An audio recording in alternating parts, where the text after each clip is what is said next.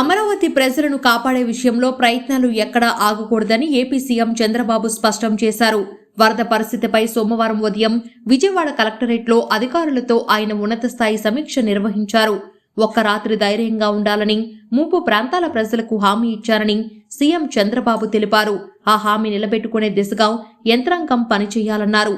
ఎంతమందిని రక్షించగలిగామన్నదే మన లక్ష్యం కావాలన్నారు. బోట్లు కూడా కొట్టుకుపోయే సవాళ్లు మన ముందున్నాయన్నారు.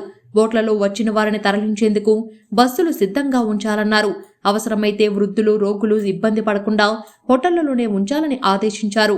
బాధితుల కోసం కళ్యాణ మండపాలు, ఇతర కేంద్రాలు సిద్ధం చేయాలన్నారు. మొత్తం 47 కేంద్రాలు గుర్తించామని సీఎంకు అధికారులు వివరించారు. ఉదయం 8 గంటలకల్లా ఎంతమందికి ఆహారం అందించారని సీఎం ఆరా తీశారు. సుమారు 1,50,000 మంది వరకు ఆహార పంపిణీ జరిగిందని అధికారులు తెలిపారు.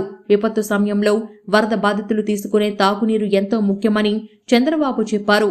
అందుబాటులో ఉన్న మినరల్ వాటర్ వారి కోసమే కేటాయించాలన్నారు. కృష్ణానది కరకట్టపై వెంకటపాలెం వద్ద గండిపడే పరిస్థితిపై సీఎం ఆరా తీశారు. గండిని పోడ్చగలిగామని సీఎంకు అధికారులు వివరించారు. రాజధాని రైతులు స్వచ్ఛందంగా చూపిన చొరవను ముఖ్యమంత్రి అభినందించారు. కరకట్ట వెంట గండిపడే ప్రాంతాల గుర్తింపునకు ప్రత్యేక బృందం ఏర్పాటు చేయాలన్నారు. తనతో సహా అధికారులంతా బృందంగా ఏర్పడాలని స్పష్టం చేశారు. విజయవాడ సింగ్నగర్ ప్రాంతంలో సీఎం చంద్రబాబు పర్యటించారు. జోరు వర్షంలో బోటు ఎక్కి సింగ్నగర్ లోపలికి వెళ్లారు. దాదాపు వంతెనను ఆనుకుని ప్రవహిస్తున్న వరద నీటిని సీఎం పరిశీలించారు. బాధితులకు ఉదయమే ఆహారం అందిందా లేదా అని చంద్రబాబు ఆరా తీశారు.